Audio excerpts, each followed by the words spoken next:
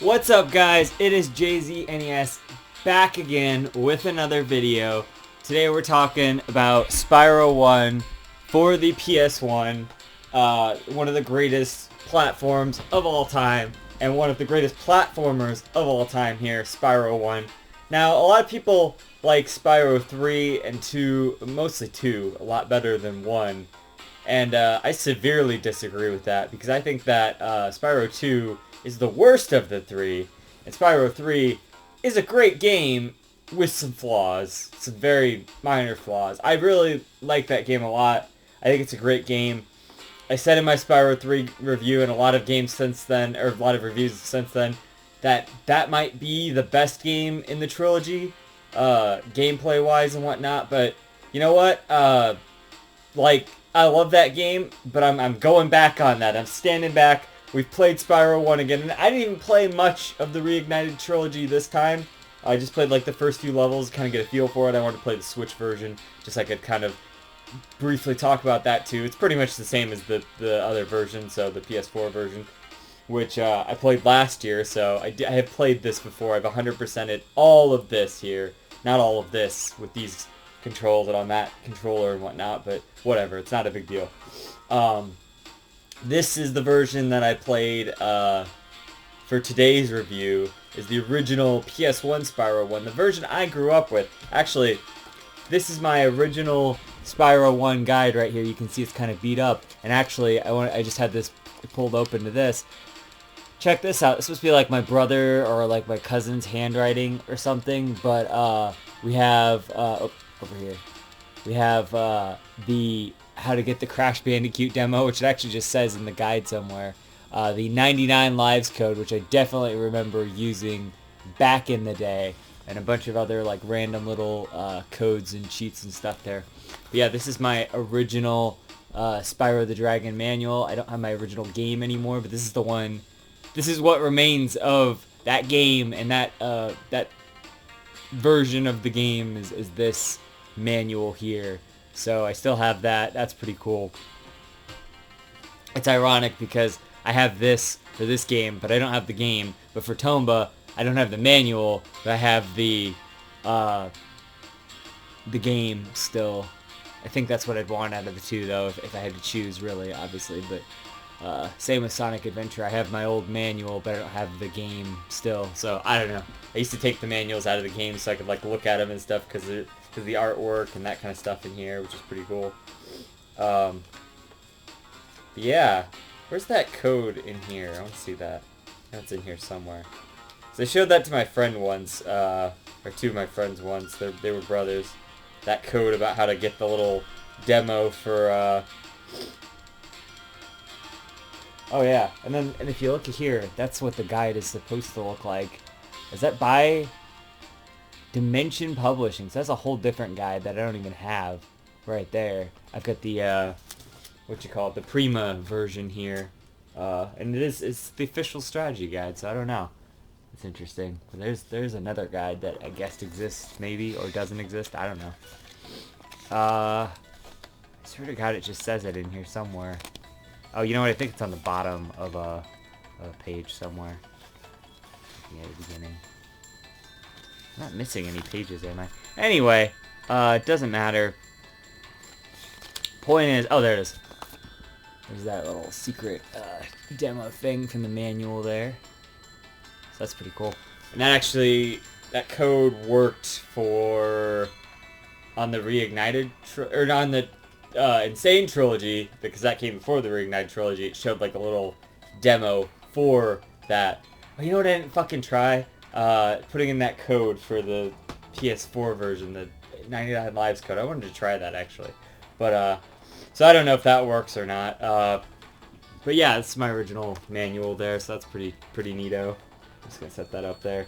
I bought this copy like way later. Anyway, we need to talk about Spyro 1.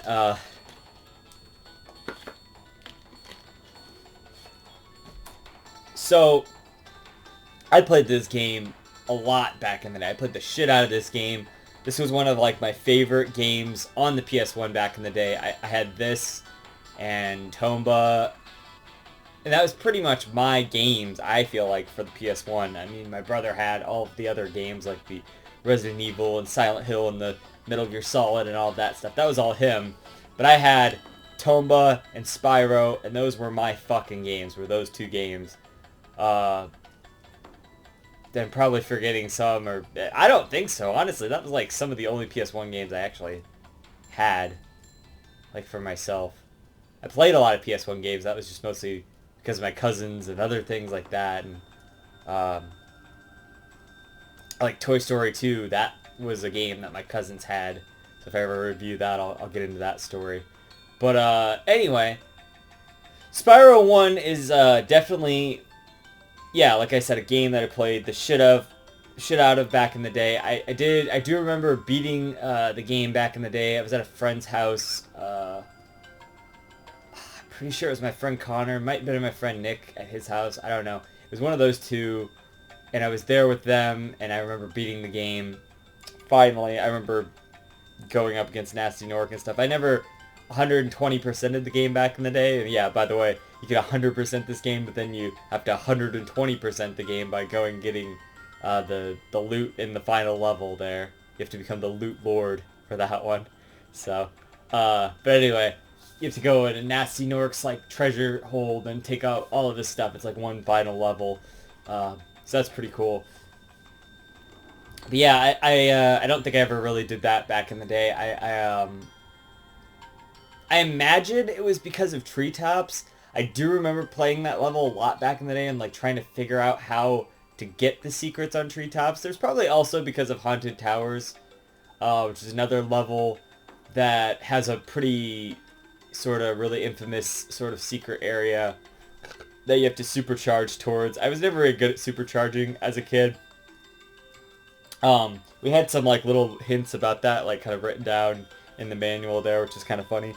But yeah, you know, back in the day it was like we didn't really have, we had the internet, but like there wasn't all of the information about the game like there is now. Like literally every second little detail of the game is played through a million times, and you have so many game facts on it and stuff. Like, we didn't have all that back then. We just had, if you know, if we found something on the internet, it was like a hint towards this, or it would kind of show, but you didn't have like YouTube to just look up the footage of how to do that thing.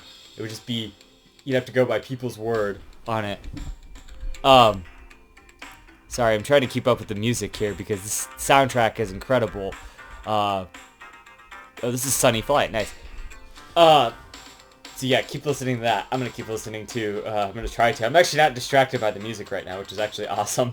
But I should be because the music's really, really good for this game, but we'll get to that in a minute here. Yeah, so, you know, we didn't have all of that back in the day, and that made beating games and 100%ing a games a lot more difficult. Another reason why it was kind of hard to do Tomba back in the day. I think I knew how to do it. It was just that fucking race segment that really killed me or whatever. But that was part of the fun, was the mystery of exploring the game and just seeing what you could do, listening to little hints from the people in the game, trying to figure all that out. So yeah, definitely, it was a different time for gaming back then, and I like that.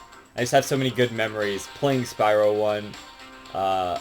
You know, I found out about the game, I believe, through the the demo on that demo disc, the same demo disc I had the Tomba demo on.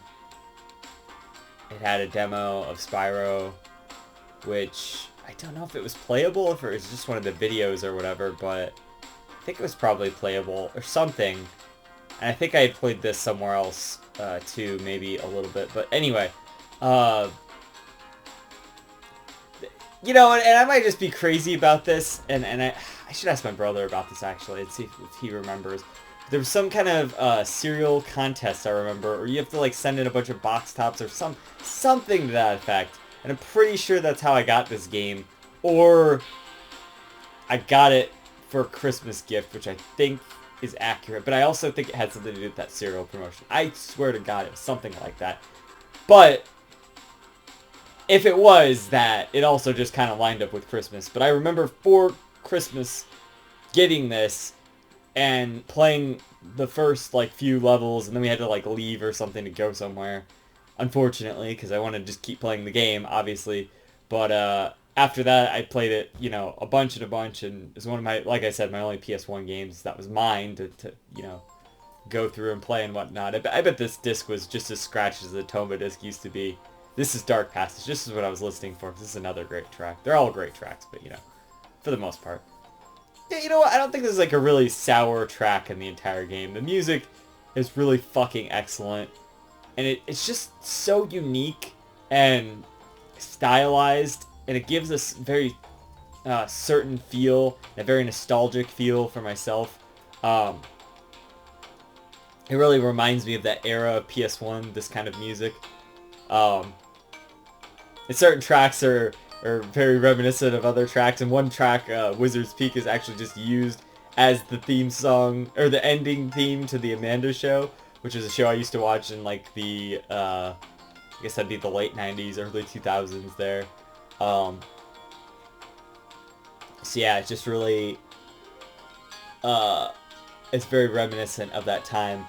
Actually, I'm pretty sure, I was just watching Good Burger the other day. I'm pretty sure that same guy did the music for that, because there's very similar tracks or whatever in that. So I think his name's Stuart Copeland. Is that it, right? Pretty sure. So here, let's look that up, actually. I don't want to be an idiot. But yeah, anyway, so the music is fucking excellent in this game. And the remastered music is really excellent as well. And it really is just a very, like, more stylized and well done version of the music from Spyro 1 and the other ones, you know. But I wouldn't know about the original tracks for the other ones, because I literally had never played those games until having played the remastered versions for the Reignited trilogy there. So, but I had always heard about Spyro 2 and 3, and I'd watched my friend Nick play Spyro 2 and 3 a lot. So, you know, like, yeah, like, the music is really excellent. Okay, yeah, I was right. It's him. Anyway, I don't know why I was... Yeah, it doesn't matter. Anyway, so the music is excellent. It really is nostalgic of that time. It's very good. Very... It feels like the levels, it has that very symbiotic level... like the level design kind of reflects in the music and vice versa kind of thing. They coexist together very well. So I think that's really cool. Atmospherically, like I said, the game is very well designed, and each area, each of the worlds, there's like 6 worlds or whatever. So there's the Artisan world, which is just kind of like the basic starting world, and there's like a town area, there's like a field area, Dark Passage, which is a cool level. All of the levels are really cool too, by the way. Sunny Flight, they all just kind of feel like one thing. In the second world, it's more like this desert theme, so they have like a lot of desert related levels and that kind of thing, and the third world is like magic crafters, so there's a lot of like sort of fantasy setting. Well, I think Dreamweavers is more of the fantasy setting, which is the 5th world. And there's Beastmakers, I think it is, where it's like a swamp setting, so it's like a lot of boggy levels and that kind of stuff. So it's all really well themed around one thing, which is ironically enough something that I talked about Spyro 2 fucking up a lot in the Spyro 2 review that I did. A lot of levels felt out of place for whatever season they were in, and they should have been in a different season, but they weren't, because they just wanted to throw them into whatever season. Is this, what's this now? See, I'm just gonna get really... And now I'm distracted by the music, because I wasn't distracted by it before. Alright. This is a great song. They're all songs. They're great. They're all great. All great songs. Town Square. Okay. So we're still in World 1. Anyway. So, yeah. So, the theming of the levels and the level design and all of that is and the atmosphere is all really well designed around one theme for each world. And sometimes it feels a little bit random. There's like an ice level in the desert area or whatever. And you're just like, oh, okay, I guess that's just kind of here or whatnot. But it's like, really wouldn't have made that much sense elsewhere. And then there's always a boss for each world, which kind of feels pretty much on point with each world. Like the first one is this like, well, he's like in one of these long trench coat kind of things, and he's got like sheep underneath, you know, and he's just like a short guy on there, which is pretty funny. So there's him, and then the second world, it's like this one where you have to like get behind him and like flame him in the butt or whatever. So that's pretty good. The third world, what's the Magic Crafter boss I'm trying to... Oh yeah, so the Magic Crafter one, you have to like kind of chase him throughout the level. He's like this wizard or whatever that has like electricity powers or whatnot. The fourth world is like this giant robot guy. You have to like take out his little electricity rods or whatever, which is pretty cool. There's fifth world is like this, I don't know, demon motherfucker that you have to like chase. He's really not that bad, the fifth world guy. And then there's Nasty Nork, you know, and he's really not that bad either. All you do is spark him once, and then you do it again. Once, you know, you have to get through certain parts of his level and whatnot, but he's not so bad. But anyway, yeah, so the bosses are pretty decent. They're good enough. They're all within well-themed levels. That's just my point, is it's all kind of really well-themed, the whole game. Whereas the other two games just kind of feel like there's a lot of random levels thrown into different worlds, and they just wanted to do a lot of everything, you know, so... Yeah. But anyway, so... So yeah, like level design wise, the game is really good. I like... There are some like tricky elements, and especially in the Reignited trilogy version, just because of how much they've updated the graphics and stuff. It looks beautiful. It looks amazing. But just because of how much they did, the gems kind of like blend in sometimes with the floor and the backgrounds and stuff, and the chests do too, and the game just feels less like the graphical limitation of the original PS1 version made it so it was a lot easier to see the gems, and I guess maybe just their animation or something to that effect. They're kind of just more well hidden in the newer version sometimes, and just they don't really catch your eye quite as much. Maybe they just don't sparkle as much or something. But like, I think it's the lighting, really, is what it is. Because of the way the original game was lit, the gems were more vibrant and they stood out more and whatnot. So sometimes in the Reignited trilogy, that's a problem, where... In the original game, that is, I think... I mean, I didn't really notice the difference with the other two.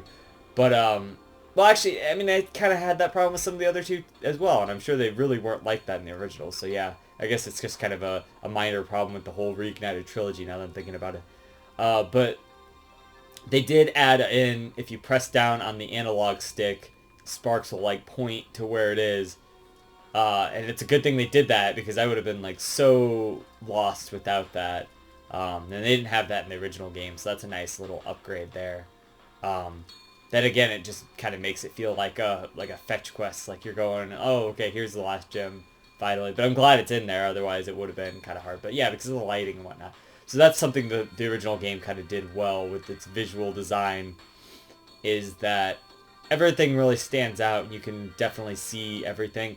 And what's cool is, and I don't know how many levels actually really do this, but like, a lot of times the end of the level will be in such a spot that you can see a lot of the level. One of the Nasty Nork levels in the last world, I had this trouble with. I was missing just a few gems. And I know this game pretty well. I know pretty much how to do everything. I always kind of have to refresh myself on, like, the Haunted Towers Supercharge. I know how to do treetops now. I mean, that one I even had to refresh myself on that one, because it's always, I always kind of just forget, like, there's always a really specific way you have to go about doing those supercharges, so I always have to, like, look those ones up and just kind of, oh yeah, that's how it was, you know, like, so. And it's in the guide and stuff. I just like to see the visual video version, because it's a lot easier to navigate that way. But anyway, so point is that what was I saying?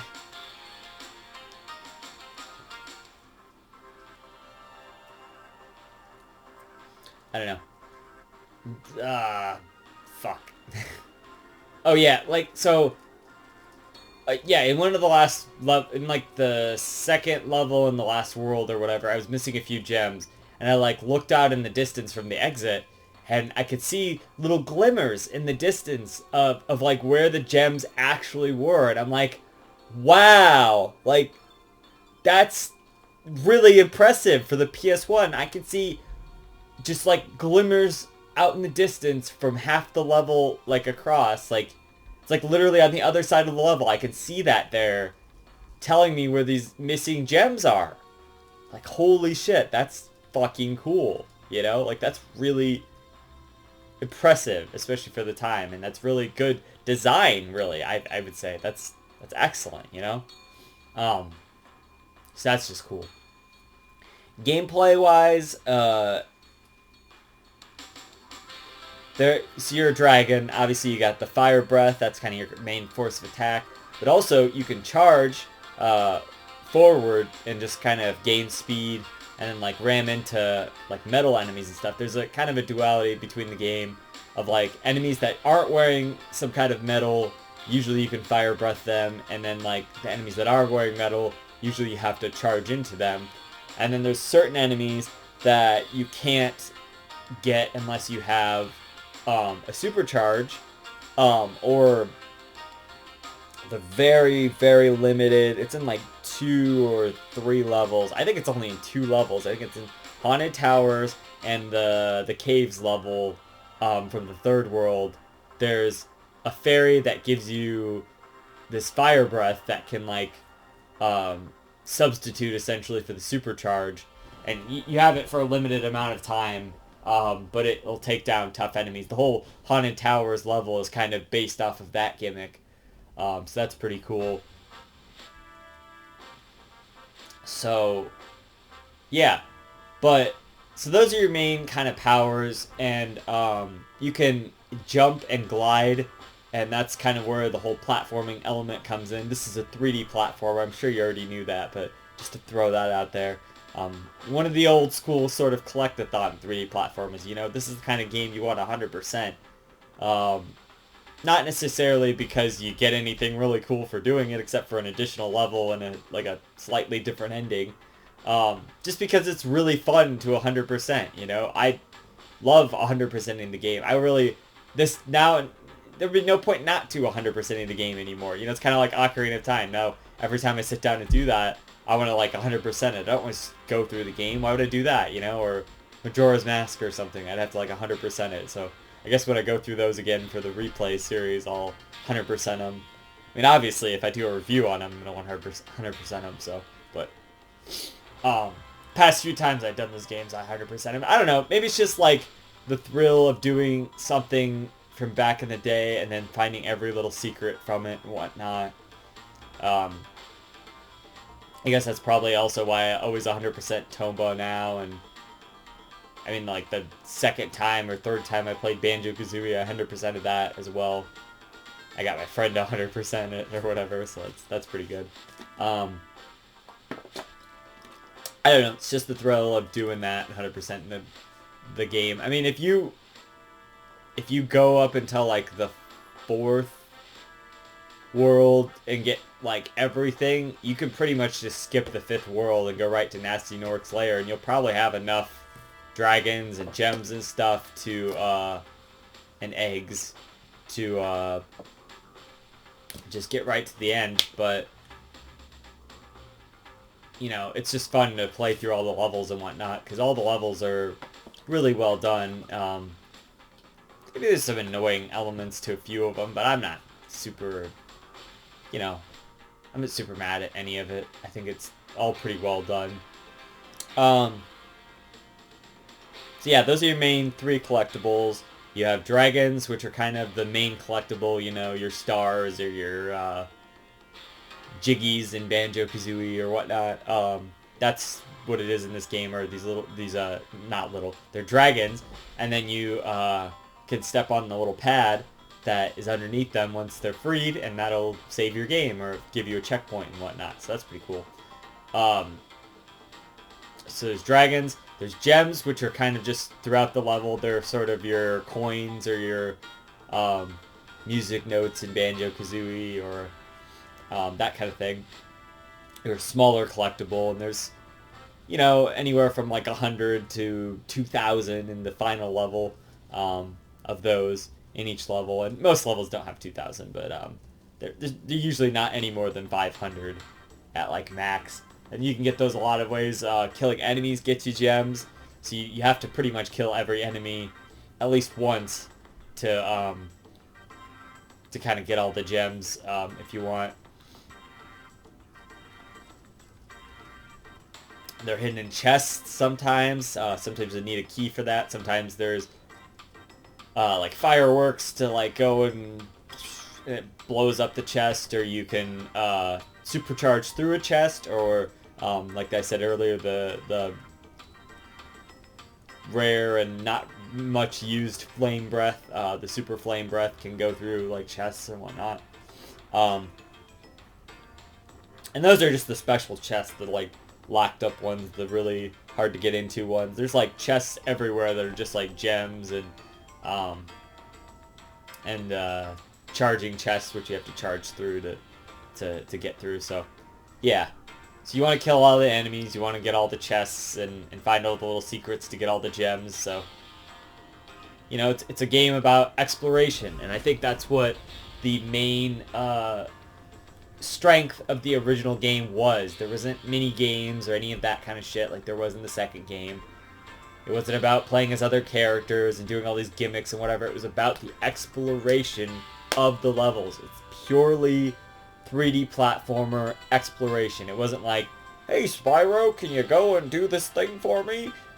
Go fuck this beaver or something? No, you fucking, you just go. You go, you find the objective, you go throughout the level. The level was the interesting part of the game. It's pure platforming. It's not about anything but finding the dragons, finding the gems, killing the guys, getting to the end of the level, you know? That's it. That's what it's about. And that's what I like. It's pure, and it's simple, and that's all there is to it. There's no fucking gimmicks or bullshit. You just do, you know? You go and you 100% it, and that's what's fun about it. It's just a fun game to play because you don't have to worry about a bunch of bullshit. You don't have to worry about, oh, I hate that quest, that little trouble with the trolley. You don't have to do any of that shit. It's just fucking pure, fun, action gameplay. And it's cool because it's not always just, they do everything they can to like play with the mechanics of the game, and they use the level design to put things in interesting spots that you kind of have to meld your brain around. Where's the best spot for me to jump and glide to get to this thing? You know, how am I supposed to get to this part of the level? Like, you'll see parts of the level that have gems all the time. You're like, how the fuck am I supposed to get up there? Or how am I supposed to glide all the way over there? And then later in the level, you'll find a spot where you're like, oh, I can get there now. And some of them are pretty tricky, you know? You have to, like, use your brain to really figure this out. And I like that. That's what the game is all about. It's about exploration. And that's what a 3D platformer should be about exploration, not about gimmicky bullshit side quests or whatever. That's what's great about this game. It's pure. It's you go for it. You just do it, you know? There's other great games that do the gimmicky bullshit. You know, Banjo-Kazooie does it pretty well. Hat in Time, stuff like that.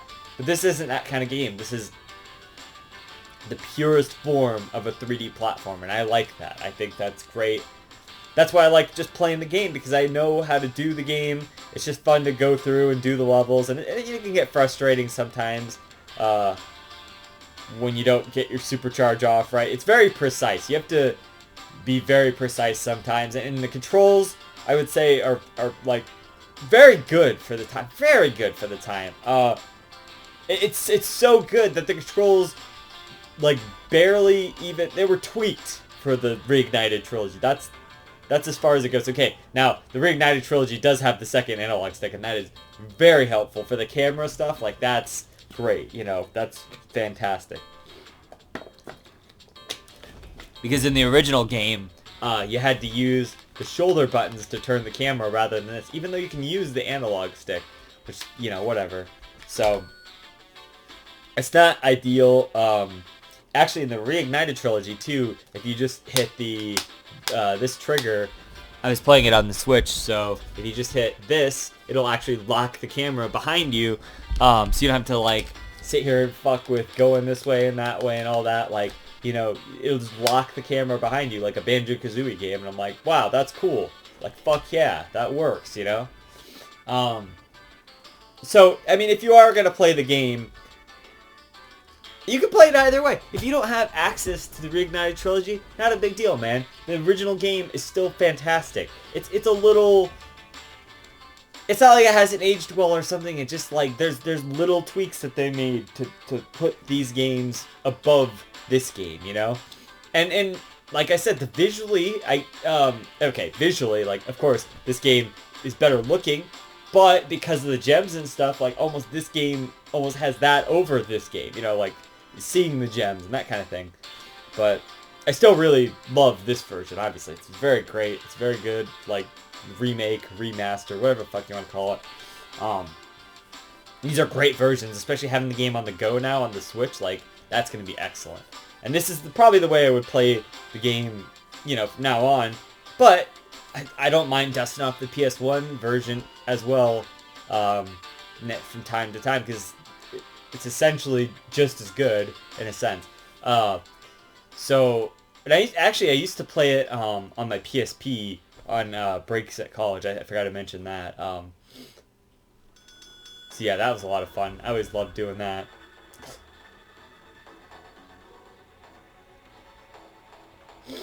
Yeah, this is the icy level, isn't it? So yeah, basically the way so that's how the game works, and it's just pure exploration, and I love that. And that's why every level feels fun and unique, because they're all different but similar. They're all designed differently, and they all kind of have little gimmicks about them, which is cool. So it's always constantly changing, but you always feel like you're still playing the same game. And as soon as you get down the gliding and the fire breath and all that, as soon as you get down like the basic mechanics of the game, the gameplay feels really, really solid outside of some of the precise stuff like the supercharging stuff, which is just really hard to do, not because it's badly controlling, it's just because it's really intense and all that. So yeah, I really appreciate the level design and all that of the game. I think that's all really good. So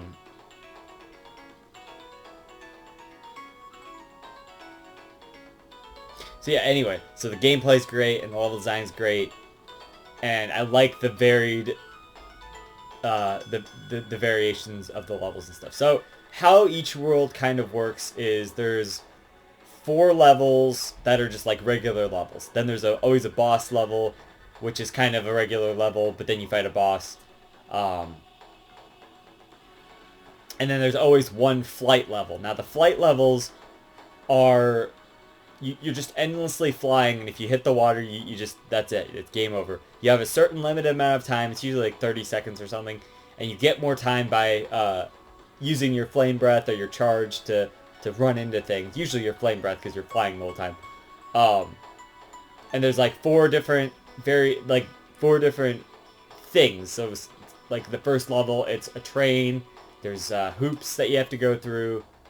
Or the train barrels. There's barrels on the train you have to hit, and then there's hoops. There's these like airplane guys and treasure chests. And so you have to figure out what's the best order to do these things in. the most efficient order. Each of them gives you more time towards the 30 seconds. But you have to kind of figure out what is the best way to do that without failing. And you have to do it all in one go to get all of the gems in that level, which is cool. So those are always fun. Those are always intense. That is actually where I spend a bulk of my time on this playthrough, aside from Treetops. I don't think Treetops took me that terribly long, but there's a flight level that's on the same world as Treetops, I believe, where it's just really difficult, and it's probably the most difficult of the flight levels. The other flight levels really didn't take me that long at all, just because I guess I'm really seasoned at it now, because I've played them so many times over the Reignited trilogy, which I had to like grind at them and whatnot.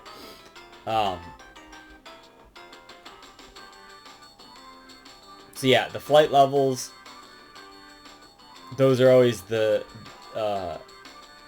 kind of challenging and difficult, but they're fun still. I still like the flight levels. I think those are cool. Then the final level, the extra level, that is Nasty Nork's like loot area, you can kind of endlessly fly on whatever the highest like plane that you've kind of ascended to is, and you can like sort of fly up and down, sort of like in the flight levels. And then as you progress through the level, you'll gain more altitude and can glide to new areas. Like, usually when you glide, you'll fall at a certain point, or you'll kind of descend, but you just are kind of on a fixed altitude in this level, up to a certain height you can go up to. The flying controls work differently. They work more like in the flight level, except they're like on a fixed level. It's kind of hard to explain, but that's a really cool gimmick, and it would have been cool if they had actually used that in some other levels too, but whatever. I think that I think that that's cool. I think that the amount of levels is perfect. So that's like 5 or is it 6 levels in each world? Whatever. Like, you know, like 5 or 6 levels each world. That's the perfect amount. Each world doesn't take longer than like a few hours to complete if you're like pretty good at the game, like myself. I'm not like great at the game or anything. I'm fairly good at the game. I'm not like a speedrunner at the game or anything, but I know what to do and I know how to kind of get through things, and I'm pretty good at the game. Let's just put it that way. I guess I'm pretty good. Pretty good. But anyway, so that's my point, is that I kind of just ran through the game really good. Really good. But anyway, that's what I mean, is just I can kind of just go through the game really fast. It doesn't take me more than like 7 or 8 hours to just kind of 100% the thing, you know? And I really enjoy that, and I like that. I like a game where I know what to do, and I can just kind of go through it sort of like a Tomba or something, game that I played like that, where I can just go, you know, if I want to, while replaying. So that's nice. And just kind of do it in the background and stuff, you know, I can have videos on the side or whatever, which is exactly what I did. So, and especially it's nice for this format, to where I need to do replay videos, so those kind of games are really helpful, so I can just get them done fast, and then that's it, you know? So, yeah.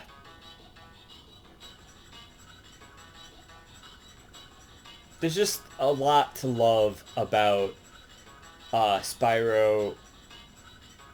The world itself, I think, works really well. Like the characters and the enemies and whatnot, all kind of fit their area too. I don't think I mentioned that earlier, but they're all really unique, and there's always gimmicks with them as well. There's like in the swamp level, there's like electric floors that some of the enemies operate. There's enemies in the overworld of the hub world kind of the oh, I guess that's kind of what it is. There's 6 levels because there's a overworld or hub world for each world, you know. So each of the 5 world, or all of the 6 worlds have a hub world that has more treasure and dragons and stuff to find as well. And there's 80 dragons and like 14,000 treasure or something like that. So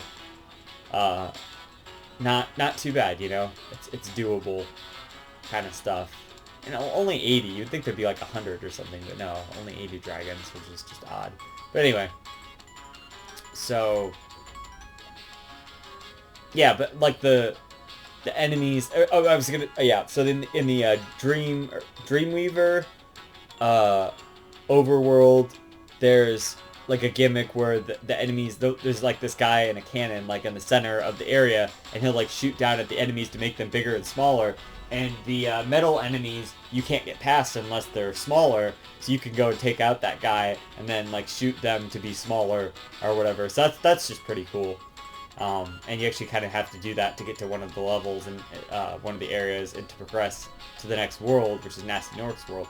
So that's cool. Just something little like that. And, you know, a lot of areas have little secrets like that, and the hub worlds have that and whatnot. So yeah, it's just like the perfect kind of Spyro game to me. And one of the perfect 3D platformers. I was just looking at this earlier on my list. It's my second favorite 3D platformer, my 18th favorite game of all time. The only other 3D platformer that tops it for me is Sonic Adventure there. But honestly, I mean, in terms of like gameplay and stuff, like I love Sonic Adventure. But in terms of gameplay and stuff, I might actually have to give the upper hand to this game, you know, because there are like kind of bad levels in Sonic Adventure. Not like super bad levels, but levels that like are frustrating to me. Like I remember the Lost World level being kind of a slog near the end of Sonic's adventure. Near the end of Sonic's adventure, yeah, near the end of his kind of journey or whatnot. His campaign, I guess, is what it is. That level kind of sucks. There's some like that just kind of suck. I mean, a lot of people point out Big the Cat, but it's like that's not even that bad. Whatever. Like they're not great. I wish it wasn't in the game, of course, but whatever. It's funny or something. So yeah, there's certain levels like that, certain like Knuckles levels and stuff. But I don't think any one level in in Spyro 1 is like a really that bad of a level. Like let's well, I already want... Okay, so in the Artisan World... I can just go through them. I don't even have to... So in the Artisan World, there's Stone Hill. That's the first level. It's a pretty basic level. It's well laid out. There's actually a secret area surrounding the whole level that you have to kind of glide to from the top. So I really like that. That's a great idea and a gimmick for that level. There's Dark Passage, which kind of has like an underneath section and a kind of higher section that you can like glide to in a lot of different areas. But other than that, it's like a pretty basic level. Kind of teaches you about the metal enemies versus the like the enemies you can just fire breath and whatnot. So that's pretty cool. That's like, I mean, there's a key in the chest in the Stone Hill too. I was gonna say that's like the first level where they do the key in the chest kind of thing, but they do that in the other levels. Never mind. There's Town Hall, which is a pretty good level, or Town Square, which is a pretty good level. What's the other one? There are 4 of them? How am I forgetting the other one? And there's Sunny Flight and the boss level. Is that all of them in that world? I'm trying to think. Yeah? Town Hall, yep. And Sunny Flight. Yeah, okay. So that's all of them in that world, other than the boss level, which has these like annoying dog enemies. Those are the only part. You have to like fire breath them twice to get them. It's probably the hardest part of that one. I feel like I'm forgetting a level there, but I'm not actually, which is just weird. Anyway, then you go to the next world, and it's like there's this canyon level, which is like it's all about figuring out, like I was saying earlier, kind of it's teaching you the mechanics of like getting height, getting altitude to kind of glide, and there's an area where you have to like get up onto this one part to glide around to actually get to this like pretty well hidden treasure and stuff. And there's a whole other area where you have to like glide out way far into the distance once you have the key to open this chest or whatever. So that's pretty cool. There's the icy level in that one, which is like just kind of mostly about... I don't know, that one doesn't really have that much of a gimmick. It's mostly just about getting through the level and kind of figuring out where everything is. That's what I always have trouble on that level. There is a cool secret there where you can... There's some way you can glide to this like platform that gives you a bunch of extra lives or whatever, so that's pretty cool in that level. What else is in that world? Maybe I do need to look them up. Okay, hold on. Actually, we'll just, that's what we'll do. I just want to kind of go through each of the levels, because they're all pretty great, levels. Oh, there's, I don't know all the names of the levels, so I'll have to... I know most of the names of the levels, but the first world has, did I unplugged this, didn't I? Oh, well, it doesn't matter. Here, we'll look it up on the phone there.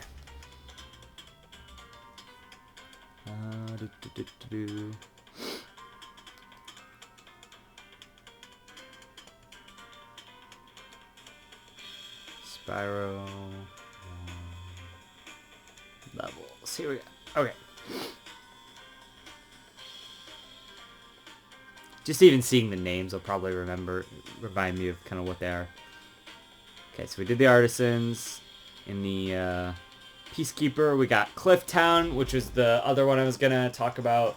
I was thinking about, I just didn't know the name of it. So Clifftown is a great area where, again, it's kind of about climbing to a higher altitude to get to certain little areas in the level, which is pretty cool.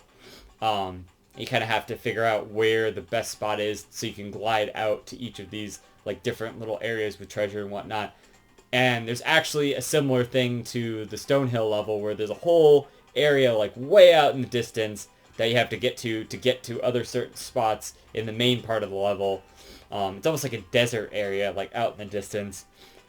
So I remember as a kid, that was always really cool, finding those kind of sections, because it's like, whoa, look at this whole area. You have to like go all the way out here to get there or whatever. So that's always been a cool level. Ice Cavern, which I talked about. Dr. Shemp, which is that that boss I was talking about, where you have to flame him from behind or whatever. And then Night Flight, which is just another flying level.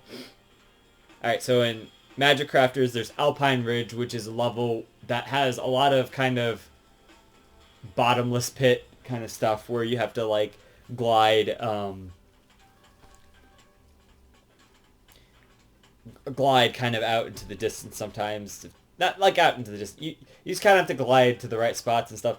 There's these enemies that are raising and lowering platforms, which is kind of a gimmick of the Magic Crafter world. That one really takes that into effect and does a lot of that. So you have to kind of like wait for the platforms to raise and lower at the right times. There's High Caves, which is one of the levels I was talking about earlier, where you have to actually you have to like supercharge from like one point in the level, and then just like you have to know exactly where you're kind of gliding to, and you have to go, and there's like a lot of caves off in the distance there, and so it's a lot about flight, that level, and how far you can fly with the supercharge thing. But the reason I was talking about earlier was it's one of the only levels that has the fairies that give you the kiss, so you can get the fire breath to destroy these like really big ant enemies or whatever. So that's a pretty cool level. I really like that one. Wizard Peak, which is memorable for the music, like I said, from the Amanda Show there, but also memorable because there is a lot of also supercharging there. There's a lot of supercharging in this game that I always forget about every time I play this game. But a lot of little platforms like that you have to get out in the distance again, and little secrets to find and stuff there. So that's pretty cool. That level actually has a lot of like fucking harder to find secrets. That's another one I had to like look up. How do you get to like the back part of the level? You have to like glide around an area to get there, sort of like Dry Canyon or whatever. Then the boss, Blowhard, that's his name, Blowhard, which is funny. So in Beastmakers, you have Terrace Village, which is, I believe, the level with... Is Terrace Village the one with the electricity things or whatnot? Pretty sure that's that one. Actually, I could just be looking this up in the guide. Why am I not doing that? Well, anyway. Yeah, so I'm pretty sure that's the one with, like, the platforms, and there's a lot of, like, electricity areas that you have to, like, time it to where you can go in or, like, glide in or charge in right when the guy has the electricity off so you don't get hurt or whatever. That's pretty much the main gimmick of that level. Then there's Misty Bog. One of those levels is that one, and then Misty Bog, which I believe is the level where there's a bog everywhere, and you kind of just have to explore the level and figure out where all the areas are that you can kind of go to. There's not really a lot about that level that's like super like mechanically memorable. There's just a lot of enemies, and that kind of makes that level a pain. The fucking frogs in that level suck dick, and I hate them. And so that might be like one of the most frustrating enemies or parts of the game, is those goddamn frogs or whatever that like eat you. I hate those guys. So there's that. Let's see. Then there's Treetops, of course, one of the most infamous levels, because it's like the premier example of supercharging. You have to know to there's two supercharged spots. For one that you have to get to. For one of them, you have to run around a thing and then like keep constantly jumping onto more things, and then you go up a thing and then glide.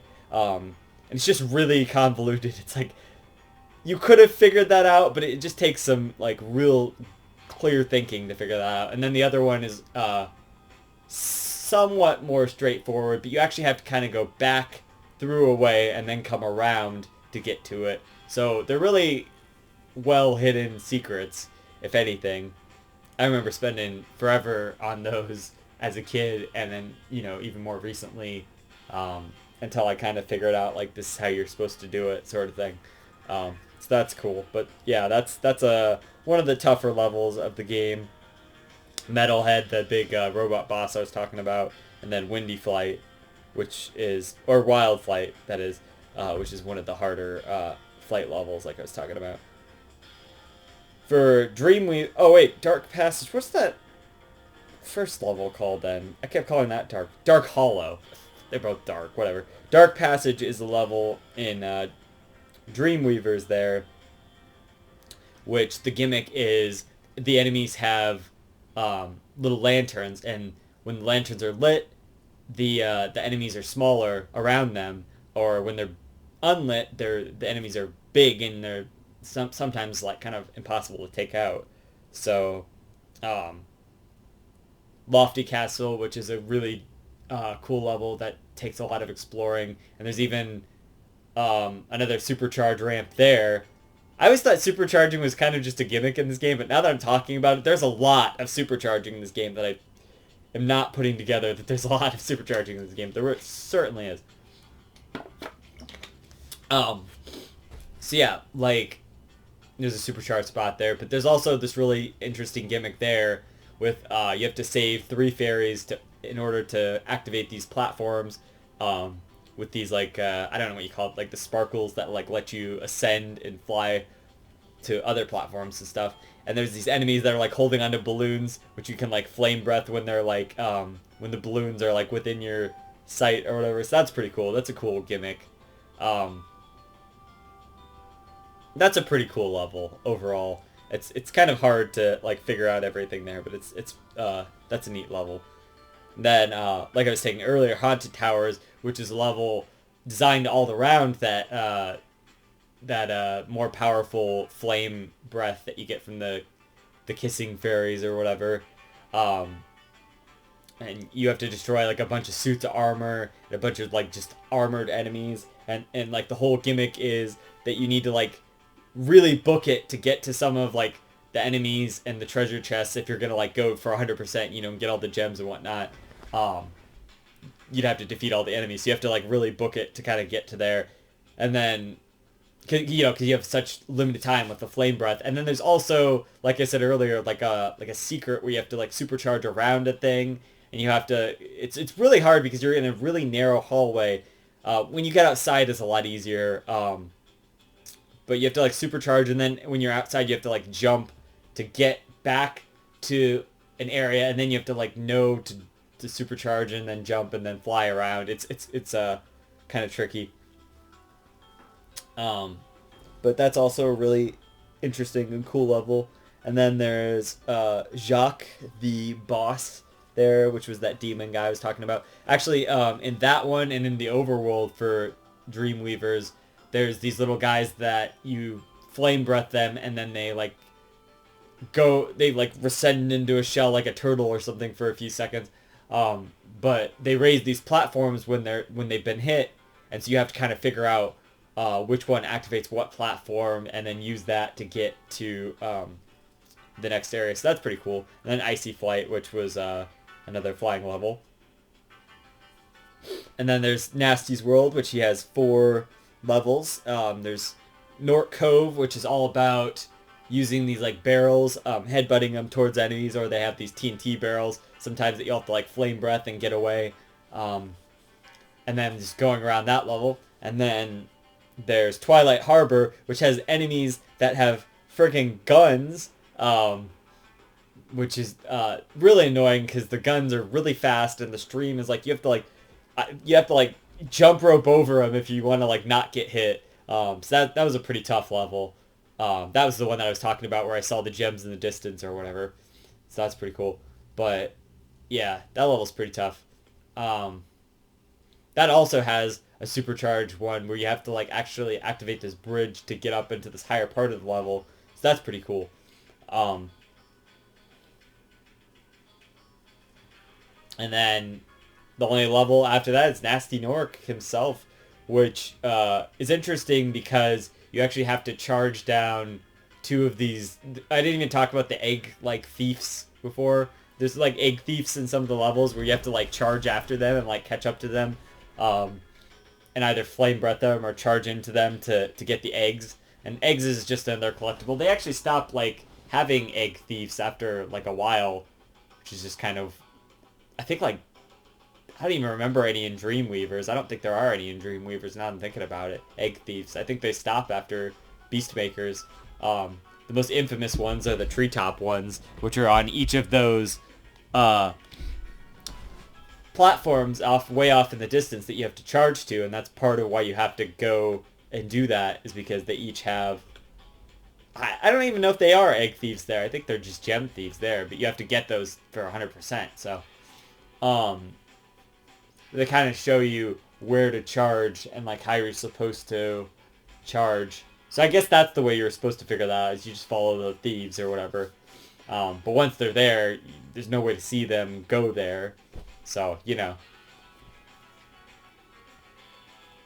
But, yeah, so there's that. My point is you have to track down 2 of those to get these keys to unlock 2 paths to get to Nasty Nork. And then his whole part is like this really narrow path that you like have to charge through to even get a chance to flame breath him. And then there's a whole part where there's these platforms that are ascending into the wall. And then after you flame him after that, that's it. So he's not even that hard of a boss there. Is that in the song? I'm like, what the fuck? Alright, so yeah, that's it. And then it's just Nasty's loot, man. That's the last level, which is the one with the controlled altitude of flying and whatnot. So yeah, overall, like, I would say none of those levels are really that bad. Like, I like all of those levels. The only one that's, like, even is the one with the frogs. That's the only one that's, like, was kind of annoying. You know, that's it. That's one level out of the whole fucking game that I'm like, And it's just a meh. It's not even like, I hate this level. It's like a meh. You know, like, So, yeah, I just like the art of playing through the whole game and all the levels and just playing it all. I think mechanically the game is just fun to play, you know? And there's no bullshit or gimmicks, like I said. That's another nice thing. The world and the level design and the aesthetic. It's a very good-looking PS1 game. It's kind of shocking how good it looks for PS1. It doesn't look really that blocky or polygonal. It looks way better than most games of its time. So that's really impressive. And I'm sure the other 2 games look really good too on the PS1. I've actually never played Spyro 2 or 3 on PS1. That might be a fun thing to do someday, but I'm not gonna like go out of my way to get copies of those just to do that. Because I played them on the Reignited trilogy, and I really wouldn't want to play Spyro 2 on PS1. I just gotta imagine that's a much worse experience with the mini games and all of that. So, but I can't even imagine I want to play Spyro 3 with the skateboarding and all that on PS1. I'd rather just play the, the more tight controlling Reignited version. And that's really what the cool thing about the Reignited version is it's just a tweaked version to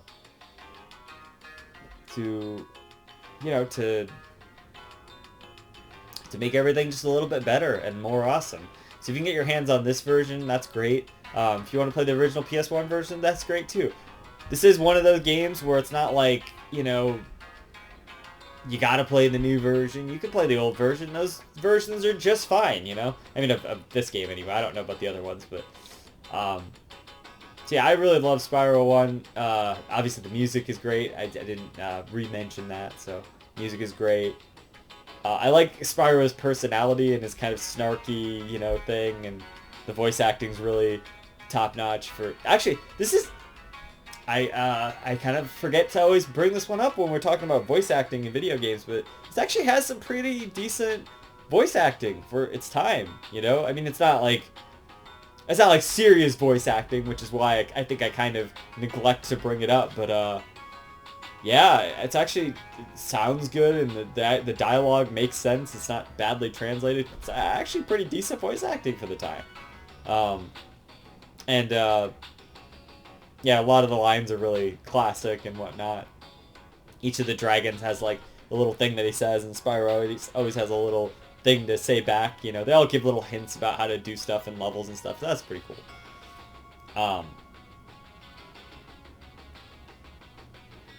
So yeah. It's a great game, for me, I mean, I gotta give the game a 10 out of 10, because it's just one of my favorite 3D platforming games, and I like 3D platforming games. It's just kind of shocking to look at that list and be like, wow, Spyro made it to number 18, and that means it's my second favorite 3D platformer of all time, but it just makes sense. The game is so tight and consistent with its one thing that it does, and it does it well. It does platforming and gliding, and it has gimmicks in each level, but the gimmicks make sense to the gameplay, and they test more and more of the gameplay, and I think that's really well done and really cool. So I appreciate that about this game. I'm gonna give it a 10. It's great. The music is fucking great. The atmosphere, all of that's great. And it's just one of my favorite old school PS1 games, I can just throw it in, or I don't really throw in the disc anymore, I just play the digital version, but I can just throw it in and go for it. There is one thing I did notice, I will say, about the music, is, at least on the PS3 digital version or whatever, I don't know if it does this on the disc version, which I do have there, but there is some slowdown in the music there, sometimes on the original version, the original Spyro, not the Reignited or whatever. So that's a little distracting sometimes, but, yeah, I don't know. But other than that, it's a fantastic game. I wish we could just jam to this the soundtrack. Actually, let's just hit a few of the key songs, 'cause I don't want to leave these out of the review. But I'm gonna give it a 10. It's a great game. Oh yeah, this is Crystal Flight here. Actually, it's funny I said that, because the one I was really wanting to get to was Wizard Peak, and guess what? It's next.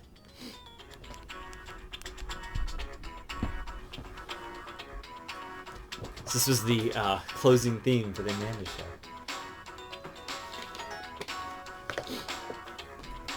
Am I old?